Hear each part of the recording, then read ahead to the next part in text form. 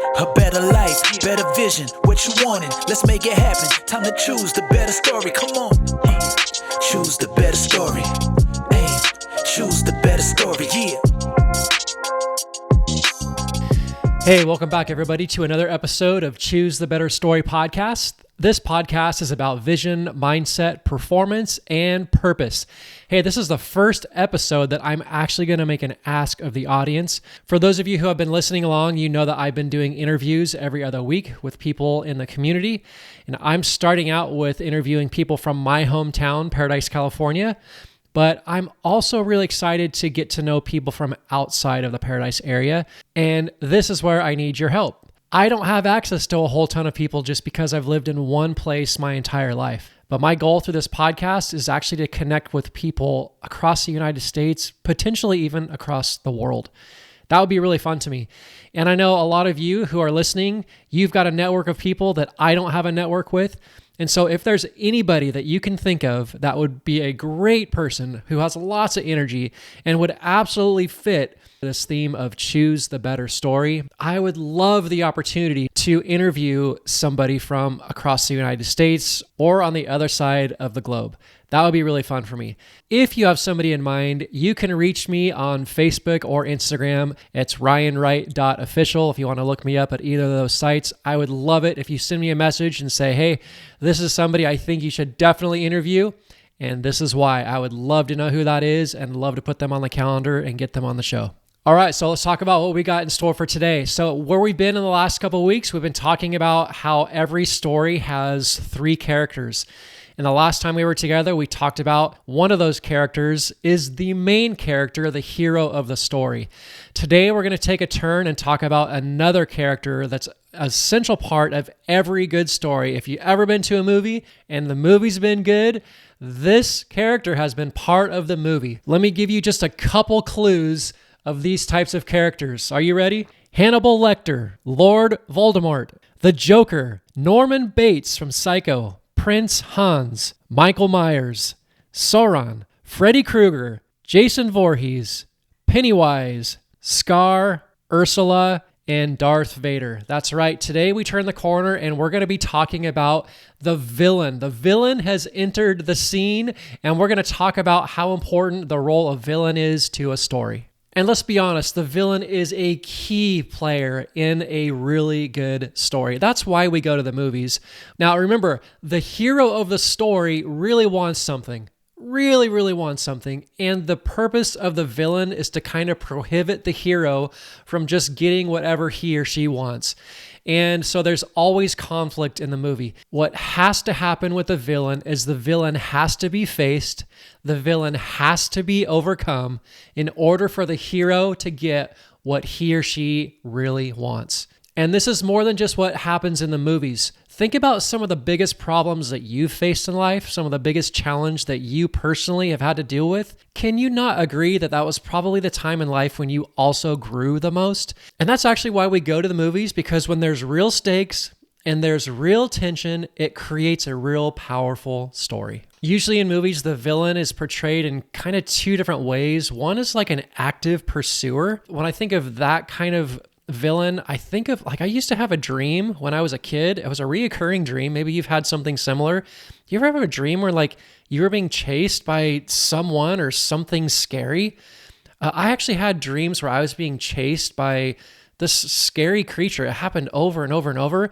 But the only problem is I couldn't yell for help. I couldn't call for help. I was unable to say anything because I was so scared. And so I was always continually on the run from this monster that was after me. And even if I found the safest spot, nobody knew where I was, somehow the monster was always able to find me. And it was terrifying to not be able to call for help. You've probably seen in the movies a jump scare where something freaky happens all at once and everyone in the audience just kind of jumps at the same time. That's the type of villain that is an active hunter. He's on the prowl. If you're listening and you're a person of faith, you probably are familiar with some of these verses that talk about the devil prowling around like a roaring lion, looking for someone to devour. In another section, it talks about that our enemy comes to kill, steal, and destroy. And so when I think of like a villain, an active villain, this is what I think of, like a lion that's on the prowl, out to kill, steal, and destroy. Maybe for some of you, it's like the villain you've seen in the horror movie that is like constantly on the hunt toward people, and they're all freaking out. They're all trying to get away. But for some reason, the villain, even though he's just walking, he's always still caught up with the people that are panicking because he's constantly a chaser. That's what makes good drama. That's what makes a great movie. The villain is always causing chaos, always causing panic, and always has the people on the run. The other type of villain would be kind of like the whispering con artist. And how this villain typically plays out in the movies or in a story is this villain basically lives rent-free in our mind. And this type of villain tends to prey on our weaknesses and our insecurities. And instead of being an active hunter, this villain is more like a sonic whisper, just a constant voice in the back of our minds, saying things like, I'm here to protect you. I can keep you safe. I'm here to make sure things stay under control. I'm on your team. I can keep you from embarrassing yourself. I don't want you to fail and look foolish. That's the voice of the villain. It's actually quite compelling, but we just don't know that voice is a total con artist.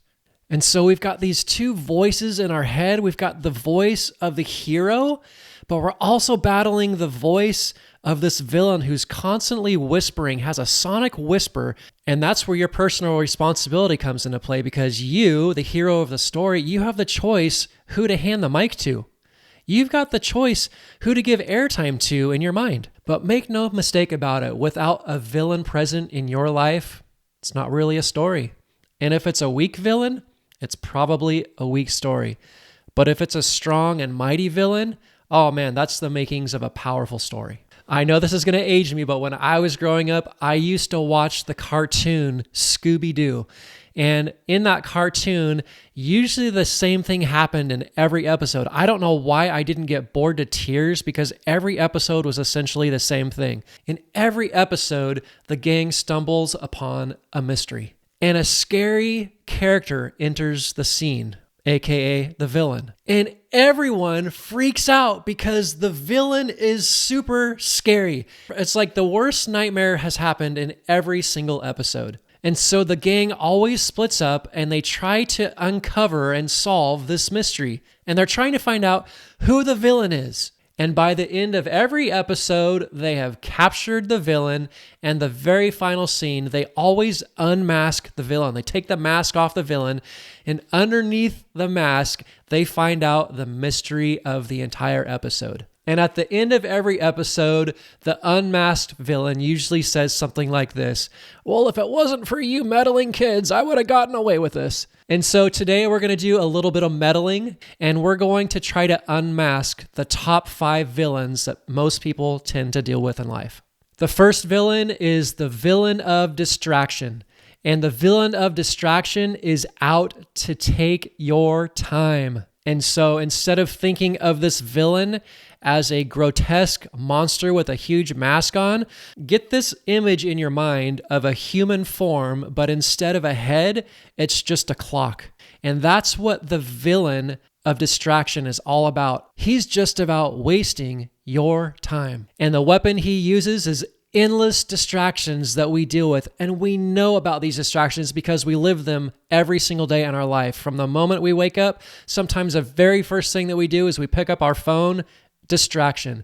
We go through our day with distractions. We go through our work day with distractions. This time of year, we're dealing with people that are sick in our own house, and that is a distraction from the things that we want to get done. We're constantly dealing with distractions. Social media, a distraction. Watching the news, a distraction. Getting caught up in a Netflix episode, a distraction. There are distractions literally everywhere you look. What happens is distraction keeps the hero from living a fulfilled life.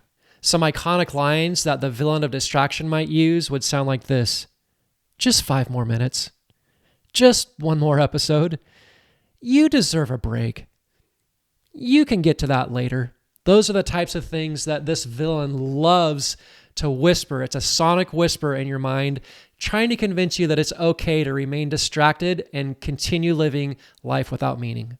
Now, let's just use one practical example that I think we can all agree we probably don't have as much of a handle on this as we'd like. Let me just unpack a couple statistics about our cell phone, the thing that we carry around in our pocket all day. Research shows that people check their phone 100 times per day, 100 times. And the compound effect of looking at your phone that many times a day is hours of lost focus. In fact, research indicates that about 3 hours of focus is lost every single day just by checking our phone. And it also shows that individuals perform about 20% less just by having their phone nearby. And what this villain loves to do is steal your time in really small, unnoticed increments. But when all of these small, unnoticed increments of time are added up, it's actually devastating to our production each and every day. And the compound effect of all this distracted, wasted time is we don't feel like we're living a life of purpose. We have blurred vision, regret, destroyed momentum, and disappointment. It's actually quite costly. So has the villain of distraction been evident in your life? Hey, maybe it's time to throw on that cape and be the hero of your story.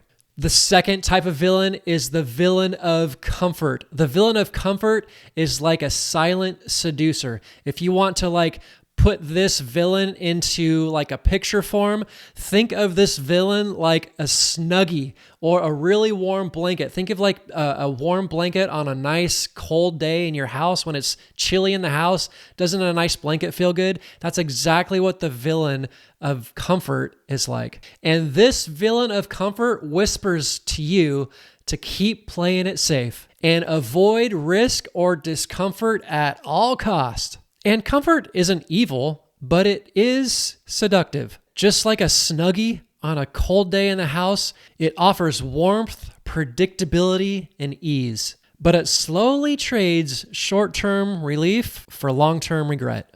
Some of the lines the villain of comfort might use would sound like this. You deserve to take it easy right now. You're doing just fine where you are. Why rock the boat? You're doing so good right now, and you can always start that tomorrow.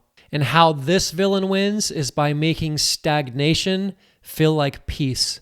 But again, this villain is a con artist. What this is actually costing the hero is it's numbing your potential. You're lacking a life of adventure while you're underneath the blanket.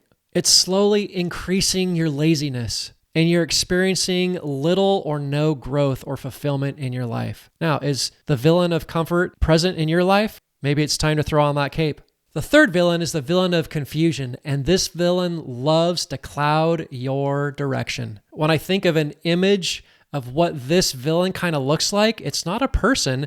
I remember when I was a kid, I was watching a football game. I want to say it was the Chicago Bears. There was a game one year where the Chicago Bears stadium was so foggy that you could not even see what was going on the field. And so when I think of the villain of confusion, this is what I think of. So if you can picture in your mind, you've probably seen an image on TV of an aerial view of a stadium full of people.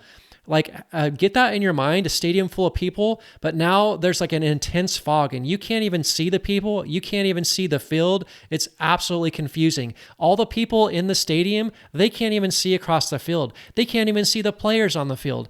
And the players can barely see what's going on the field either. The coaches on the sidelines, the players on the sidelines, it is absolute chaos because everyone is confused about what is happening because it is so foggy. That's what the villain of confusion wants to do in your life and in your mind. And as long as this villain can keep you confused, he erodes your confidence, causes you to overthink until you're paralyzed, and keeps people stuck or keeps them spinning their wheels constantly. And so this villain attacks clarity and purpose. And what happens when you're not clear? You just aimlessly drift without purpose or without direction. So does the villain of confusion sound familiar to you? Maybe it's time to throw on that cape. The fourth villain is the villain of fear. I think we can all relate to this one. When I think of the villain of fear, I don't think of a stadium. I don't think of a watch. I actually think of a really scary, grotesque monster that is chasing after me and striking fear in all of my thoughts.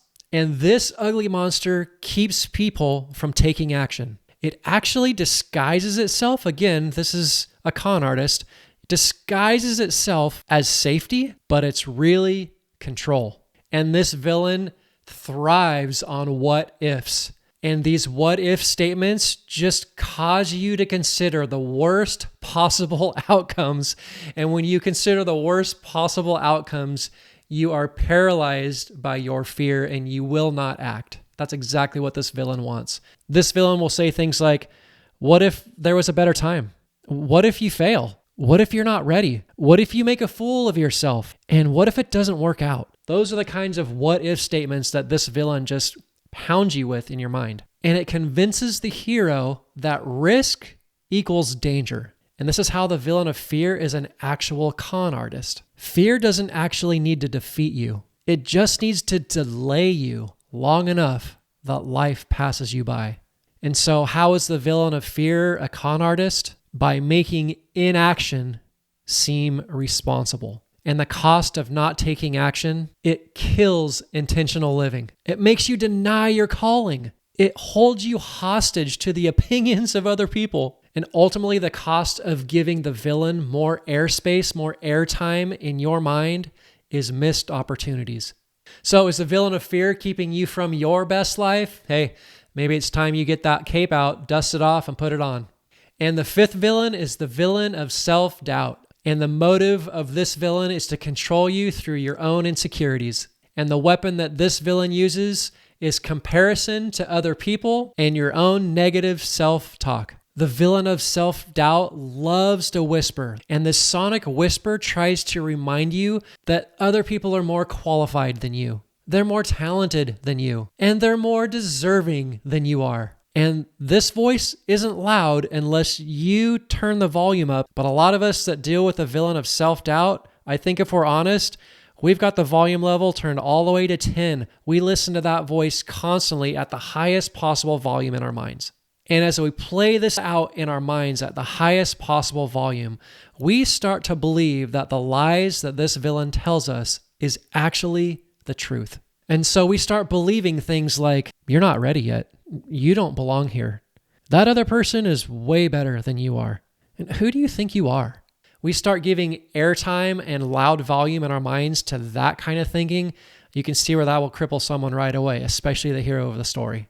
And how this villain wins on a day-to-day basis is by convincing capable people to play small and to think small. And people in life don't fail because of their lack of ability. They fail because of false assumptions about who they are and what they are capable of doing. And so when the villain has the upper hand, the cost to us, the cost to the hero of the story would be lost motivation, continual aimless drifting, navigating life with limiting beliefs, and a total loss of confidence and momentum. Does the villain of self-doubt sound familiar to you? Hey, maybe it's time to throw on that cape. So just like Scooby-Doo, now we've unmasked the top 5 villains that most heroes tend to deal with in life. The villain of distraction, comfort, confusion, fear, and self-doubt. These aren't all of the villains. I would say they're probably the most common ones that people deal with, and they are wreaking havoc on your story. So let's do a little work. Now that we've unmasked these villains, let's do a little work on our end so we can actually take steps toward action. So if you're at home, grab a piece of paper real quick. If you're out and about somewhere, grab the notes section of your phone. Let's just spend a few minutes answering a couple questions about these villains, just so we can do some hard work here and grow as individuals. Does that sound good? All right, of those 5 villains, which of those 5 do you most relate to in your story? I'm going to say them again. The villain of distraction, comfort, confusion, fear, and self-doubt. Which one do you most relate to in your life right now? If you need to pause in between these questions so that you can spend time answering them, go ahead and do that. Man, you're going to get out of this what you put into it. The second question would be, how long have you been dealing with that villain in your life? And the next question is, what is it costing you when that villain has the upper hand in your life? What's it costing you? And the last question is, how would your life be different if you decided today to face that villain and take action? How would your life transform in a positive way? So my goal for today is for us to be able to identify and face and take action against that particular villain in your life. We're going to end our time by talking about 3 nuclear actions that you, the hero of the story, can take to face and defeat the villains in your life. The first thing that I would recommend that you do is to name your villain out loud, not in your mind, not just writing it down. Name your villain out loud. Say it. You should hear your own voice say the name of your villain. Just like in Scooby-Doo, when they unmasked the villain, they always named who the person was underneath the mask. So name your villain. And why is this a nuclear action? Because clarity collapses confusion. You can't win a battle against an unnamed enemy. It's not magic. It's not just positive vibes. It's how the brain processes language, attention, and emotion. Instead of thinking in your brain, I can't do this, what if you said things out loud like, hey, Ryan, you've handled things way more difficult than this before. And when you say things out loud like this, the brain processes this like advice from a trusted coach, like a trusted advocate. Saying this out loud literally calms your brain's alarm system. And I love that word, calm, because when you're in the presence of a scary villain, the last thing you rationally want to do is be calm. But when you can speak this out loud and you can name that villain, you literally calm your brain's alarm system. That's why this technique is used in things like therapy. It's used with professional athletes. It's used in leadership coaching. It's used in military training, and it's used in habit forming. The second nuclear action we can take to defeat the villain in our life is to be grateful for the villain. That's right, to reframe how we think about the villain. Instead of being the scary villain that we want to run away from, to actually be grateful for the villain. Just like we're grateful to go to the movie and see the role of the villain and see how important it is for the hero to face the villain and to overcome it, we need to have the same gratitude for the villains that we face in our life. In fact, I would say be grateful for the problems that are keeping you from what you really want. As you navigate those challenges, they are actually making you a better person, a better version of yourself. They're causing you to grow. The presence of the villain just means your story is that much better.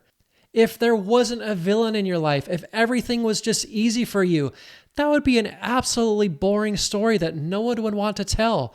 Instead, you do deal with a villain or many villains in your life. And so be grateful for every one of them because they're causing you to grow. Now, I'm not saying be good friends with your villain, but understand the role of the villain is just to keep you from the things that you really want. And it's giving you an opportunity to muster up the courage to take action. And the fact that there's a present villain in your life just means that you have an opportunity to shine. So instead of viewing the villain as something to avoid at all costs and continually run away from, what if you put on a different set of lenses and saw the villain as the best thing possible in your life for your personal growth and development? I've heard it said that you don't rise to the level of your motivation, you fall to the level of your systems. And what if your system default was to be grateful for the villain that you are dealing with in life? Because it's the number one thing that is going to allow you to grow the most in this next season of your life. Always be grateful. And the third nuclear action that you can take is to actually take action today. And why is this so nuclear? Because thinking about it just feeds the villain. But if you take action, every time you take action, it's like starving the villain. And so if we're going to be really serious about doing this, we have to take action today. We can't be the type of heroes that say, I'll get to it tomorrow. Let's be the type of people that take action today. So if you're down for taking a little bit of action, let's talk about 3 simple things that you can do. The first thing is I would recommend that you do something that actually scares you a little bit. Be willing to get uncomfortable. The second thing about this action, it has to move you steps forward to what you want in life. So make sure to really think through the scary action that you want to take and think about how it's going to move you toward what you really want in your life. And then the last thing is get that done within the next 24 hours. Maybe for some of you, it's having a conversation you've been putting off for a while. Maybe for some of you, it's publishing something that you've been overthinking. Maybe you need to make that call or book that session or set that appointment. Maybe you need to apply for that opportunity. Or maybe there's somebody that you need to forgive. I heard it said this last week that the magic is found in the work that you are avoiding. And so I'm challenging you, because you are the hero of your story, to do something that scares you and get it done within the next 24 hours. You know, the number one way to build self-confidence is keeping the promises that you make to yourself. And so if you commit to doing that, if you commit to doing something scary and getting it done within the next 24 hours, that is probably one of the most important things that you can do to build your confidence, is keep the promises that you make to yourself. So if you want to turn this into a long-term positive habit in your life, hey, commit to taking one scary action a week. And if you get really bold, commit to taking one scary, fearful action per day. And when you say you're going to do something, follow through and do it. And I would also say this: if you want to tackle something scary every week or every day, do it early in the week or do it early in the day. That way the rest of your week or the rest of your day feels like a victory. Finally, I just want to say the goal is never to eliminate the villain. You're never going to eliminate the villain. The goal is for you to be the type of person that takes action every time the villain shows up. And that's how the villain works. The villain just keeps showing up. The actual goal is for you to become so action-oriented that every time the villain shows up, you're willing to face the villain and go to war. That's what the hero does. In fact, the main character, the hero of all the movies that you've been to, what we most love about the hero is when they face with bravery and courage and strength their worst fears and overcome them. That's what we resonate with, because we love to see a hero take action. Now, I'm just going to pause real quick and just remind you, hey, I'm doing this for free, but if there's some value you're getting from these episodes, or particularly this one, hey, would you do me a favor and like and subscribe and follow? Would you share this with somebody else that you know that might be able to benefit? Maybe there's somebody that you know is absolutely hounded by a villain or one of these villains that we've talked about today, and this could be encouraging to them. Would you do me a favor and just share the show? I just want to end our time going back to this cartoon, Scooby-Doo, right? I always thought it was interesting. At the end of the episode, Scooby-Doo, when they unmask the villain, it was always somebody that was never really scary. It was like a caretaker or like a maintenance guy or like a museum guard. Nobody scary at all. And again, when they have the mask taken off, they say something like, well, if it wasn't for you meddling kids, I would have got away with this. And so again, I just want to encourage you, the choice is yours. You can keep running from the villain or the villains in your life. You can keep giving the villain the microphone and turning the volume up in your mind. You can keep allowing the villain to live rent-free in the space of your mind. Or you can choose the better story, the story where you throw on the cape, you face the villain, and you take action. I think we all know what would be the better story here. And so in closing, I just want to encourage you that you can and you will. Now go make it happen. We'll talk to you soon. A better life, better vision, what you wanting? Let's make it happen. Time to choose the better story. Come on. Choose the better story. Choose the better story. Yeah.